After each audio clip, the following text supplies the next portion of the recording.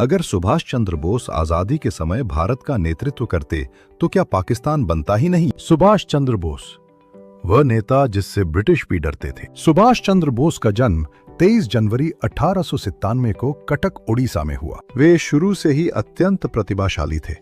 पढ़ाई में उत्कृष्ट प्रदर्शन करते हुए उन्होंने ICS की परीक्षा पास की, जो उस समय ब्रिटिश भारत की सबसे बड़ी, सबसे प्रतिष्ठित और सबसे ताकतवर नौकरी मानी जाती थी। लेकिन सुभाष चंद्र बोस के लिए नौकरी से बड़ा था देश।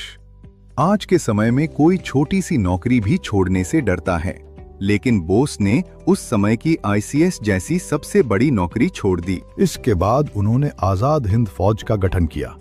इस फौज में हिंदू, मुस्लिम, सिख, ईसाई सभी धर्मों के लोग थे।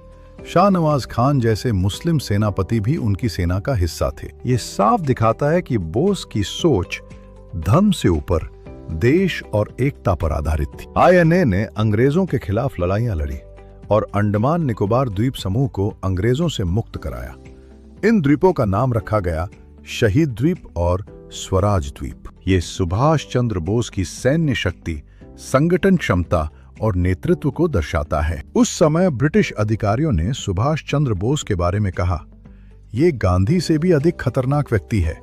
ब्रिटिश अधिकारियों की गोपनीय रिपोर्टों में साफ लिखा गया था, गांधी से बातचीत की जा सकती है, लेकिन सुभाष चंद्र बोस को न तो रोका जा सकता है और न ही नियंत्रित किया जा सकता। यह ब्रिटिश साम्राज्य के लिए सीधा सैन्य खतरा है, क्योंकि बोस ने अंग्रेजों के खिलाफ सीधे हथियार उठाकर सेना खड़ी कर दी थी। यह भारतीय सैनिकों को अंग्रेजों के खिलाफ कर सकता है।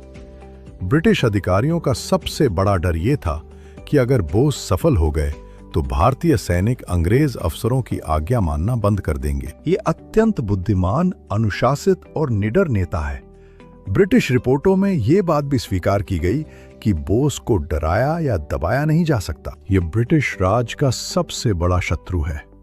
ब्रिटिश सरकार की नजर में सुभाष चंद्र बोस केवल एक नेता नहीं, बल्कि ब्रिटिश साम्राज्य के सबसे खतरनाक दुश्मन थे। 18 अगस्त 1945 को सुभाष चंद्र बोस की मृत्यु मानी जाती है। अगर वे जीवित रहते और आजादी के समय भारत का नेतृत्व करते तो बहुत संभव है कि भारत का विभाजन न होता और पाकिस्तान शायद बनता ही नहीं।